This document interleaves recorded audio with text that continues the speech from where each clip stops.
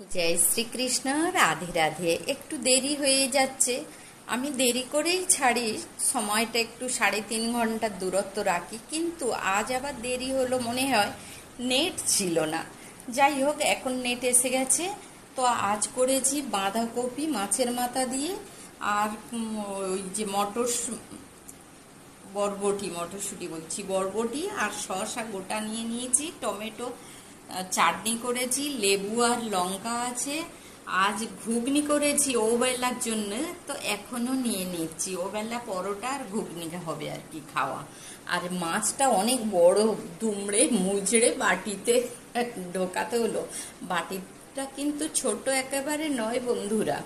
তো যাই হোক, এক সাইজের তো বাটি নিতে হবে, তাই আর কি ওটাই নিলাম। তো এই ছিল আজকে রান্না বাড়া। একটা নিয়েছি লাড্ডু আর পাঁপড় ভাজা। এর সাথে আমার পদ্মার বচন আছে, তা পদ্মার বচনে আজ যা মনে হচ্ছে বন্ধুরা সেটাই বলি। কি, আজ আমার মনে হলো ঈশ্বরের কাছে কিছু চাওয়া উচিত না, যদি পাওয়ার হয় আপনি আপনার থেকেই পাবেন, যদি না পান দুঃখ করবেন না, জানবেন ঈশ্বর ভালোর জন্যে দেননি। ঈশ্বর হয়তো ভেবেছেন আপনার ক্ষমতা আছে, ওটি করে নেবেন, নতুবা ওটি দিলে আপনার হয়তো ক্ষতি হবে, তাই দেননি। আপনার 7 জনমের আত্মা যদি সৎ হয়, তবে আপনাকে ঈশ্বরের কাছে পড়ে থাকতে হবে না, তিনিই আপনাকে গড়ে নেবেন।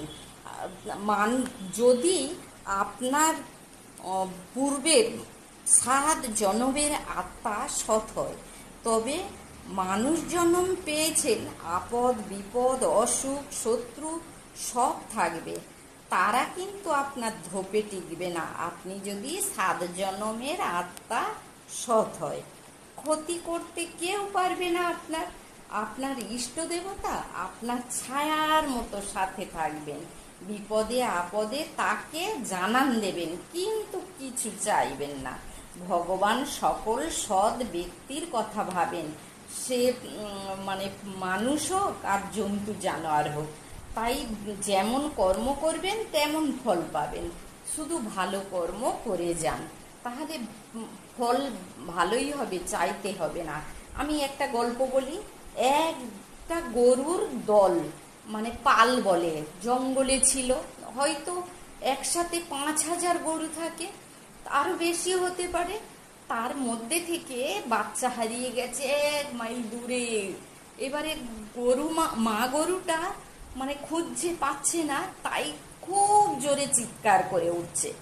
আর সেই গরুর বাচ্চাটা ঠিক বুঝতে পেরেছে ওটা আমার মা ডাকছে। দেখুন, গরুদের একরকম দেখতে, গলার আওয়াজও ডাকের আওয়াজও একরকম, তবু দেখুন সে তার মাকে চিনতে পেরে ছুটে মায়ের কাছে চলে এলো। এটা ঈশ্বর ভেবেছেন, না তো অত দূর থেকে ঠিক তার মার কাছে চলে এলো গরু। তাই সৎ কর্ম করুন, তো আপনার সঙ্গে ভালোই কিছু হবে। আপনি হয়তো বলবেন, আমি খুব সব সময় ভালো কর্ম করি, তবে আমার এত শত্রু কেন, এত ঝামেলা ঝঞ্ঝট, আমার এত রোগ ব্যাধি, এটা ওটা কেন? না, জানবেন এটাই নিয়ম, ভালোর পাশে খারাপই হয়। যেমন সীতার দেখুন, যিশুর দেখুন, মীরার দেখুন, ভালো জিনিসের উপরে একটা ভালো গাছ, মিষ্টি ফলের গাছে দেখুন ঢিল ছুড়বে, তার মানে ভালো লোকের সমস্যা থাকবে, এটা ভগবানের নিয়ম কানুন। আমি একটা গল্পই বলি, যে দেখুন, ভগবানের কাছে কিছু চাইতে হয় না, যদি আপনি ভালো হন ভগবান আপনার দেবেন। বলে না, ভগবান দিলে ছাপ্পড় ফাটিয়ে দেয়। আপনি একবার সত্যি মন থেকে সৎ মানুষ হয়ে দেখুন, আপনার চাইতে হবে না। যেমন একটা গল্প বলি, একটা বাচ্চা 10 টাকা নিয়ে মিষ্টি দোকানে গিয়ে বলছে, আঙ্কেল আমার 10 টাকার সুন্দর মিষ্টি দিন না, খেতে ইচ্ছা করছে। বাচ্চাটার কথা শুনে মিষ্টিওয়ালা অবাক হয়ে বলল যে, কি দেব আমি, তার থেকে তুমি নিয়ে নাও না মা, তোমার খুশি মতো দুটো 4টে যা পারবে তুমি নিয়ে নাও। তো সে বিশ্বাস করে বলল, আঙ্কেল আমি তো মিষ্টি তেমন চিনি না, আপনি দিন না। আপনি দিলে আমার খুব ভালো লাগবে। মিষ্টিওয়ালা ওই মিষ্টি মিষ্টি মধুর ব্যবহার আর ভুলতে পারল না। তার প্রতি এমন ভালোবাসা মিনিটের মধ্যে জন্মে গেল, তিনি 2 হাত ভরে মিষ্টি ও মিষ্টি তার হাতে তুলে দেওয়ার চেষ্টা করলো। সেই ছোট্ট বাচ্চার হাত তো ছোট্ট, সে হাতে কুলালো না, এত মিষ্টি দিচ্ছেন।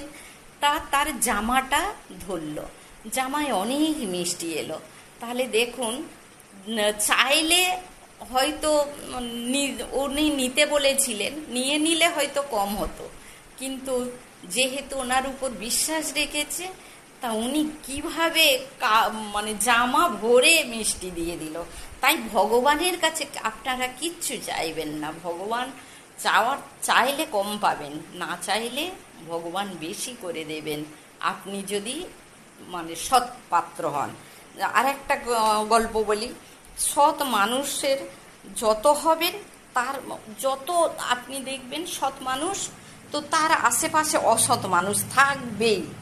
আবার দেখুন, যত বড় লোক আবাসন ফ্ল্যাট থাকবে, তার পাশে দেখবেন যে ওই বস্তি থাকবেই। আবার মন্দির দেখবেন, ভালো ভালো মন্দির আছে, তার আশেপাশে একটু দূরে দেখবেন পতিতালয় আছে। আমার মনে হয় 2-1 জায়গায় এইরকম আছে, আমাদের কালীঘাটেও দেখতে পারেন। তো যাই হোক, তার মানে ভগবান সৃষ্টি করেছে ওই রকম। সৎ লোকের পাশে অসৎ লোক থাকবে, ধনীর পাশে গরিব থাকবে, আর পাপের পুণ্যের পাশে পাপ থাকবে। এই কথাগুলো মনে রাখবেন, যে যত সৎ হবে তার পাশে অসৎ ব্যক্তি থাকবেই। আর ধনী বড় বড় ফ্ল্যাট আবাসনের পাশে প্রায় সময় দেখবেন বস্তি থাকে। তা আবার মন্দিরের পাশে সত্যি ওই পতিতালয় মোটামুটি আছে 2-1 জায়গায়। তো আজকের এই নিয়েই আলোচনা করলাম। তার মানে আপনি ভালো হলে চিন্তা করবেন না, কিচ্ছু চাইতে হবে না, ভগবান আপনাকেই গড়ে তুলবে।